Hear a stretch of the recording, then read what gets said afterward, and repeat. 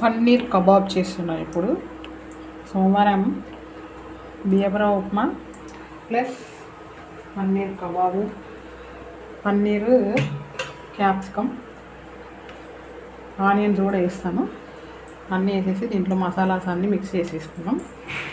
కొద్దిసేపు నానితే చాలా బాగా వస్తుంది, మంచిగా బాగుంటాయి పన్నీర్ ఫ్రై.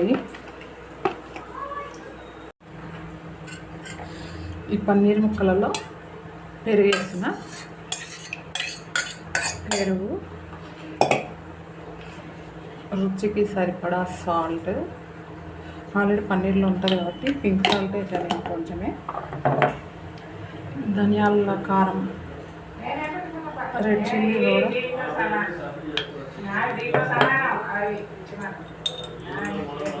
ఇది ధనియాల పొడి,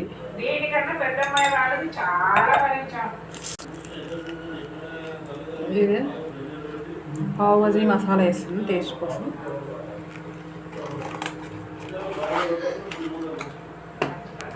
ఇదంతా బాగా ఇప్పుడు మిక్స్ చేసేస్తాను. చూడండి, బాగా మిక్స్ చేసేసి కొద్దిసేపు సర్వ్ చేసేస్తాను.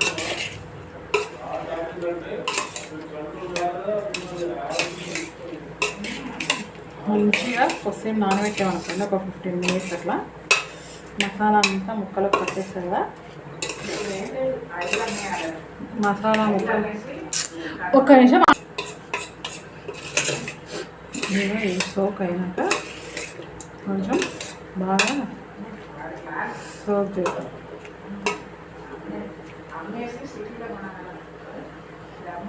బాండీలో వేసి వేయించేసాం, కొద్దిసేపు సోక్ చేస్తాము.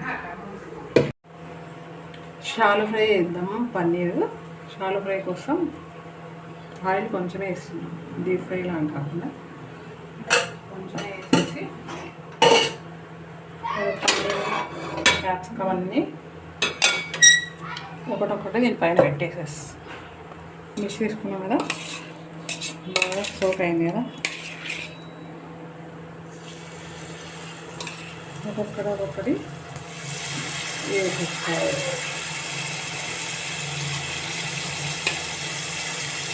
విడివిడిగా పెట్టేసుకుంటూ దేనికని మంచిగా ఫ్రై అయిపోతుంది. Paneer kebab, capsicum paneer kebab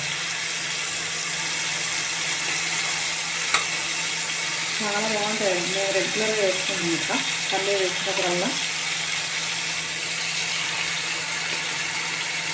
smell ఎంత మంచిగా వస్తుందంటే చాలా సూపర్ టేస్టీ వస్తుంది. అన్నీ ఇట్లా పెట్టేసేసుకొని దీనిపైన లిడ్ మూత పెట్టేసి షాలో ఫ్రై చేసేద్దాం.